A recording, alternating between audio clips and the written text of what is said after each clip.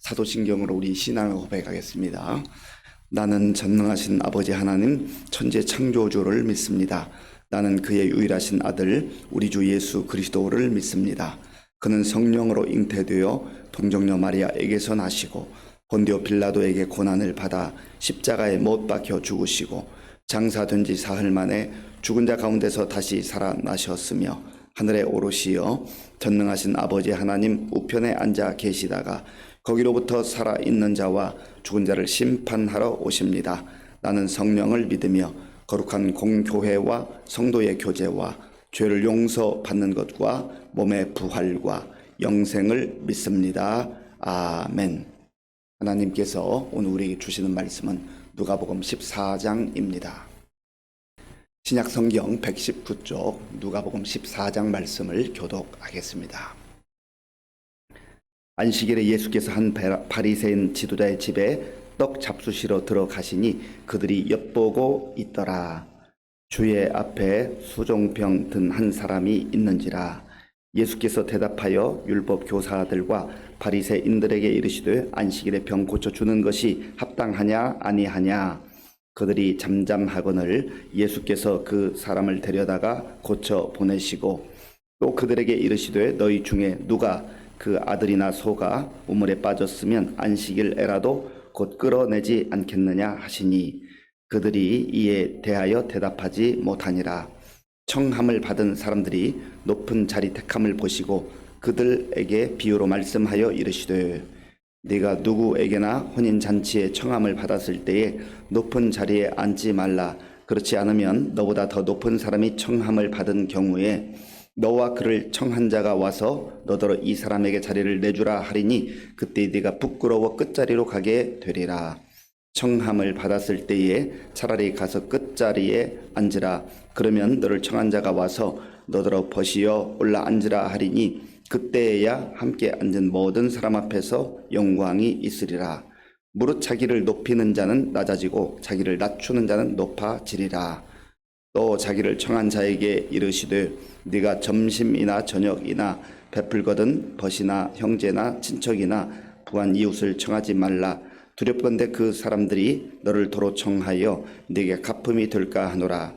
잔치를 베풀거든 차라리 가난한 자들과 몸 불편한 자들과 저는 자들과 맹인들을 청하라. 그리하면 그들이 갚을 것이 없으므로 네게 복이 되리니 이는 의인들의 부활 시에 네가 갚음을 받겠음이라 하시더라. 함께 먹는 사람 중에 하나가 이 말을 듣고 이르되 무릇 하나님의 나라에서 떡을 먹는 자는 복되도다 하니 이르시되 어떤 사람이 큰 잔치를 베풀고 많은 사람을 청하였더니 잔치할 시각에 그 청하였던 자들에게 종을 보내어 이르되 오소서 모든 것이 준비되었나이다 하매 다 일치하게 사양하여 한 사람은 이르되 나는 밭을 샀음에 아무래도 나가 보아야 하겠으니 청컨대 나를 양해하도록 하라 하고 또 한 사람은 이르되 나는 소 5겨리를 샀음에 시험하러 가니 청컨대 나를 양해하도록 하라 하고 또 한 사람은 이르되 나는 장가 들었으니 그러므로 가지 못하겠노라 하는지라. 종이 돌아와 주인에게 그대로 고하니 이에 집 주인이 노하여 그 종에게 이르되 빨리 시내의 거리와 골목으로 나가서 가난한 자들과 몸 불편한 자들과 맹인들과 저는 자들을 데려오라 하니라. 종이 이르되 주인이여 명하신 대로 하였으되 아직도 자리가 있나이다. 주인이 종에게 이르되 산과 산울타리 가로 나가서 사람을 강권하여 데려다가 내 집을 채우라. 내가 너희에게 말하노니 전에 청하였던 그 사람들은 하나도 내 잔치를 맛보지 못하리라 하였다 하시니라. 수많은 무리가 함께 갈새 예수께서 돌이키사 이르시되 무릇 내게 오는 자가 자기 부모와 처자와 형제와 자매와 더욱이 자기 목숨까지 미워하지 아니하면 능히 내 제자가 되지 못하고 누구든지 자기 십자가를 지고 나를 따르지 않는 자도 능히 내 제자가 되지 못하리라. 너희 중에 누가 망대를 세우고자 할진대 자기의 가진 것이 준공하기까지에 족할는지 먼저 앉아 그 비용을 계산하지 아니하겠느냐.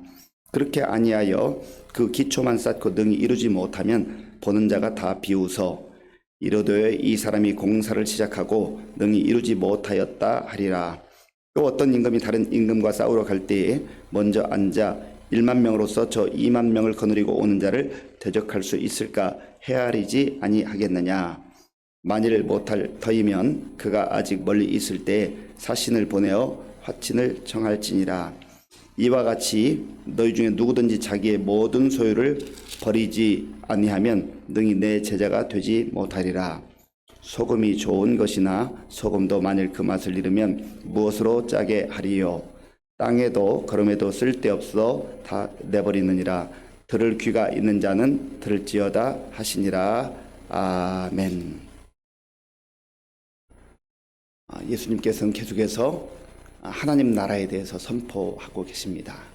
왜냐하면 예수님이 하나님 나라를 가르치기 위해서 오셨고 또 우리를 하나님 나라로 인도하시기 위해서 이 땅에 오셨기 때문입니다. 그래서 예수님의 최대의 관심은 하나님의 나라에 있었습니다. 하나님의 나라는 이 땅에서 누리는 하나님의 나라가 있고 또 우리가 언젠가 하나님의 부르심을 입을 때에 하나님 앞에 서게 되는, 그래서 영원히 사는 하나님의 나라가 있습니다. 오늘 본문에 보면 예수님께서 안식일에 한 바리새인의 집에 초대를 받아서 간 것으로 보입니다. 그때 한 고창병이라고 하는 아주 희귀한 병에 걸린 사람을 만났을 때 일을 본문이 기록을 하고 있습니다. 자, 1절과 2절을 함께 읽겠습니다. 안식일에 예수께서 한 바리새인 지도자의 집에 떡 잡수시러 들어가시니 그들이 엿보고 있더라. 주의 앞에 수종병 든 한 사람이 있는지라. 아멘. 예수님이 안식일에 바리새인의 집에 초대를 받아 가셨다 했습니다. 이 바리새인은 누구인지 명시되지 않고 있고 또 왜 초대를 했을까 여러 가지 추측이 있습니다만은 아마도 예수님을 함정에 빠뜨리기 위한 그러한 잘못된 의도가 있지 않았나 하는 생각을 가져봅니다. 왜냐하면 오늘 본문 1절에서 그 열쇠를 찾아볼 수 있습니다. 1절을 제가 먼저 읽어보겠습니다. 안식일에 예수께서 한 바리새인 지도자의 집에 떡 잡수시러 들어가시니 그들이 엿보고 있더라. 예수님을 이 바리새인들은 늘 눈여겨보고 있었습니다. 예수님의 그 천국의 말씀, 하나님 나라의 말씀, 그 은혜의 말씀, 능력의 말씀을 귀담아 듣고 싶어서 예수님을 주목하고 있었던 것이 아닙니다. 이 바리새인들이 예수님에 대한 소문을 들은 이후에 어떻게든지 꼬투리를 잡기 위해서 애쓰고 있었던 것이죠. 여기 엿보다 하는 단어는 파라테레오라고 하는 단어인데 관찰하다, 주목하다라는 뜻이 있고요. 또 숨어서 감시하다 그런 뜻도 있습니다. 숨어서 감시하는 거예요. 지켜보는 거예요. 무엇인가 꼬투리를 잡을 만한 것이 있는가 하는 그러한 잘못된 동기로, 숨은 동기를 가지고 나쁜 의도를 가지고 눈여겨보고 있는 것이죠. 하나님의 아들 구주 예수님이 바로 그들의 눈앞에 있음에도 불구하고 바리새인들은 전혀 잘못된 동기와 잘못된 태도, 잘못된 생각으로 예수님 앞에 있는 것입니다. 그때 예수님 앞에 수종병 든 사람이 있었다 했습니다. 이 수종병은 손과 발과 얼굴 이런 데가 많이 붓는 병입니다.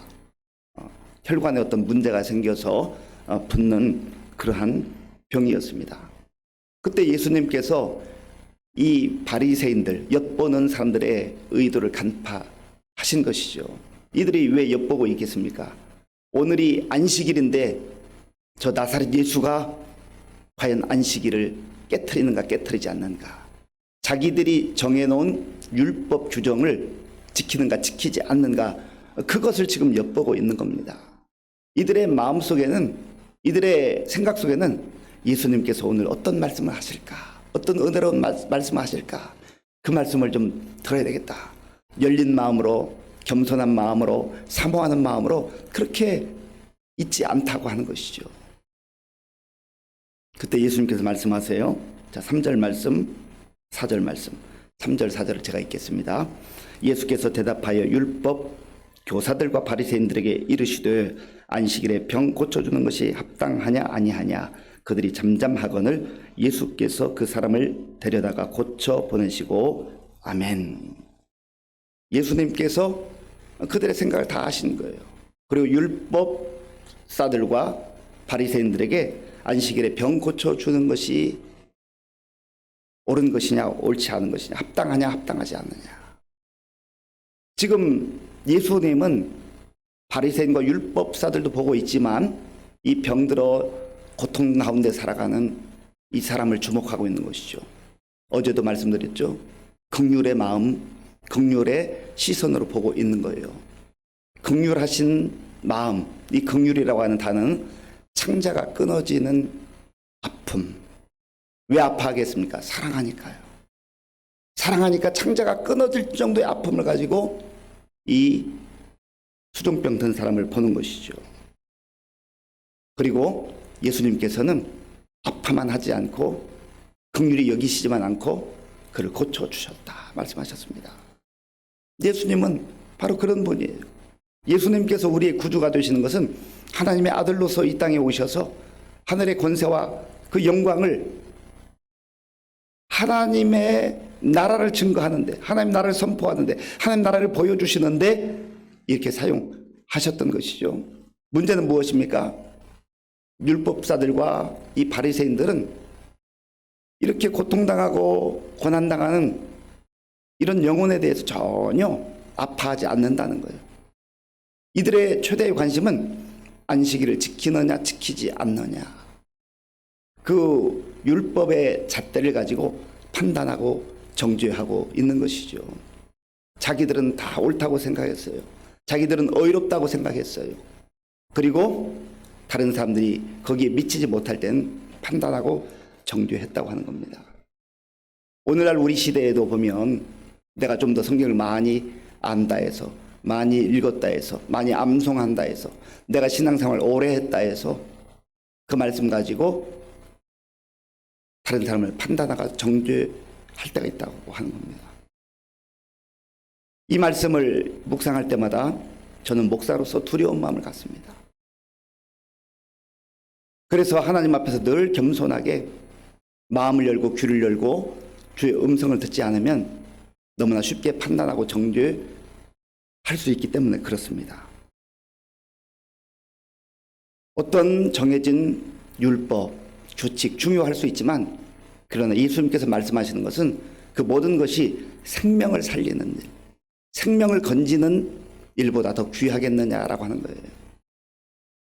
오늘 저와 여러분들이 하루를 살면서 사람을 살리고 사람을 세우고 그리고 사람을 일으키는 생명을 불어넣는 그런 삶을 살아야 되지 않겠습니까? 그 삶이 가장 소중한 것이죠. 예수님은 사람을 살릴 때에 예수님 자신의 생명을 내어주시면서 살리시잖아요. 사람을 생명을 살리는 일은 그렇게 중요하면서 또 어려운 일이기도 한 것이죠. 오늘 저와 여러분들이 그러한 시선으로 예수님께서 나를 바라보시고 우리를 바라보시고 세상 사람들을 바라보실 때 긍휼의 마음, 창자가 끊어지는 그 아픔, 그 사랑으로 바라보시고 고쳐주셨다 하는 것을 꼭 기억하시고 주님의 모습을 본받아서 판단하고 정죄하는 그러한 어리석은 자가 아니라 다른 사람을 세워주고 일으켜주는, 그리고 살리는 그런 사람들이 될 수 있기를 간절히 바랍니다. 또한 7절부터 10절까지 11절까지는 예수님께서 어느 집에 초대받아 갔을 때에 어떻게 하는 행동이 지혜로운 삶인가, 하나님 나라의 사람들은 어떻게 살아야 하는가를 말씀해 주고 있어요. 자, 본문 8절 말씀, 9절 말씀, 8절과 9절을 함께 읽겠습니다. 네가 누구에게나 혼인잔치에 청함을 받았을 때에 높은 자리에 앉지 말라. 그렇지 않으면 너보다 더 높은 사람이 청함을 받은 경우에 너와 그를 청한 자가 와서 너더러 이 사람에게 자리를 내주라 하리니 그때에 내가 부끄러워 끝자리로 가게 되리라. 아멘. 청함을 받았을 높은 자리에 앉지 말라. 자기가 높은 줄 알고 착각하거나 교만한 태도로 그렇게 행동해서는 안 된다고 하는 것입니다. 차라리 가서 끝자리에 앉으라. 낮은 자리에 앉으라 하는 것이죠. 그러면 때가 되면 주인이 와서 높여준다는 거예요. 그러면서 예수님께서 이렇게 말씀하세요. 자, 보면 11절을 제가 읽겠습니다. 무릇 자기를 높이는 자는 낮아지고 자기를 낮추는 자는 높아지리라. 아멘. 예수님께서 왜 이 말씀을 하셨을까요? 예수님은 지금 유대인들을 향하여서, 특별히 바리새인들과 율법사들을 향하여서 하시는 말씀인 겁니다. 그들은 하나님의 택함을 받았다고 하는 선민의식에 사로잡혀 있었습니다. 선민의식을 갖는 것은 좋은 거예요. 귀한 거죠. 우리가 택함을 받았다. 우리가 은혜를 덧입어서 하나님의 자녀로 백성으로 이렇게 세움을 받았다 하는 것은 귀한 것이죠.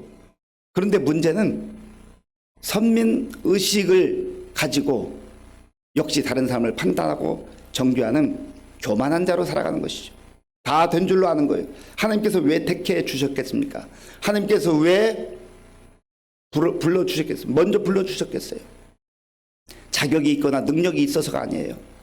하나님께서 먼저 불러주시고 하나님께 받은 은혜를 감사하며 기뻐하며 그 삶을 가지고, 그 받은 은혜를 가지고 다른 사람을 섬기도록 그렇게 하신 것 아니겠습니까? 그런데 교만해, 오만해, 자기가 뭔가 능력이 있어 된 줄로 알고 높은 자리에 늘 앉으려고 하는 이 태도는 하나님 나라의 가치와 맞지 않다는 것이죠. 그래서 자기를 높이는 자는 낮아지고 자기를 낮추는 자는 높아지리라. 이 바리새인들 또 율법사들 대단히 똑똑한 줄 알고 자기 스스로는 대단한 줄 알았지만 그러나 스스로 높은 자리에 앉아서 내려오려고 하지 않기 때문에 섬기려고 하지 않고 그 자리에서 판단하고 정죄하기 때문에 오히려 끌어내림을 당해서 부끄러움을 당하게 될 것이다 하는 것이죠. 오늘 저 여러분들이 이 땅을 살면서 내가 하나님의 자녀가 되고 하나님 백성이 되었다 하는 것 은혜입니다. 선민의식을 갖는 것 소중해요. 그러나 우리가 자격이 있거나 능력이 되어서 하나님께서 불러주셨던 것이 아니라고 하는 진정한 은혜의식으로 살아가야 한다는 것이죠. 은혜를 아는 사람은 교만할 수가 없어요. 은혜를 아는 사람은 다른 사람을 무시할 수가 없어요. 내가 전혀 자격도 되지 않는데 하나님께서 나를 불러주시고 하나님께서 나를 세워주시고 했기 때문에 그저 감사함으로 기쁨으로 또 내가 있었던 원래의 자리, 낮은 자리에 나아가서 섬기는 자로 살아가는 것이죠. 그러면서도 기쁨과 감사가 넘치는 그러한 삶, 그러한 삶이 바로 하나님 나라 백성의 삶이라고 하는 것입니다. 예수님이 또한 큰 잔치 비유를 통해서 이제 하나님 나라의 그 잔치를 사모하라 하는 것을 말씀해 주시죠. 자, 본문 16절, 17절, 16절, 17절을 우리 함께 읽겠습니다. 이르시되 어떤 사람이 큰 잔치를 베풀고 많은 사람을 청하였더니 잔치할 시각에 그 청하였던 자들에게 종을 보내어 이르되 오소서 모든 것이 준비되었나이다 하매 아멘. 어떤 사람이 큰 잔치를 베풀었다. 예수님께서 비유로 말씀하실 때 하나님 나라의 잔치를 말하고 있는 것이죠. 하나님께서 잔치를 베풀어 주신 거예요. 이 사람이 종들을 보내어서 이제 어느 날 잔치가 벌어지는데 오세요 하고 초청장을 보낸 것입니다. 그런데 이제 그 잔치날이 되었을 때 이 주인이 또다시 종들을 보내어서 다시 한번 상기시켜 주는 거죠. 자, 잔치날이 되었으니 오세요 했더니 사람들의 반응이 아주 차가운 거예요. 이 세 사람의 예를 들었는데 한 사람은 밭을 샀는데 그 밭 보러 가야 되겠습니다. 또 한 사람은 소 5개를 샀는데 그 소 때문에 바쁩니다. 또 한 사람은 장가를 들었는데 그것 때문에 갈 수가 없습니다. 다 나름대로 이유와 핑계가 있어요. 그러면서 잔치에 참여하지 못하겠다는 거죠. 그때 주인이 종들에게 말했습니다. 저 거리에 가서 시내에 가서 거리에 있는 사람들을 불러오라. 자, 본문 21절 21절을 제가 읽겠습니다. 종이 돌아와 주인에게 그대로 고하니 이에 집주인이 노하여 그 종에게 이르되 빨리 시내의 거리와 골목으로 나가서 가난한 자들과 몸 불편한 자들과 맹인들과 저는 자들을 데려오라 하니라. 아멘.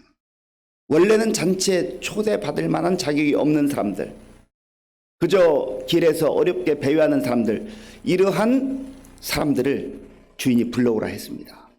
그래서 그들이 이 큰 잔치 자리에 참여할 수 있었다.